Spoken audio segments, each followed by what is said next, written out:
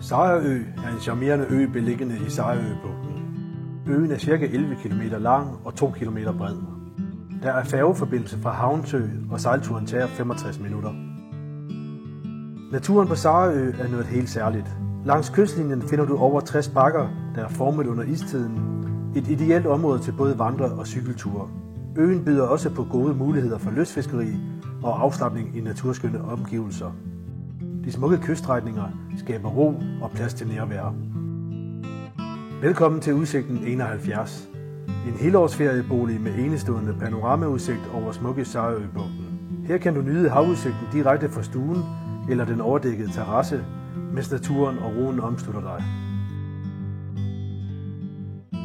Udsigten 71 er et unikt fristed på 42 kvadratmeter, opført i 2012 og beliggende på en naturskøn grund på hele 874 kvadratmeter.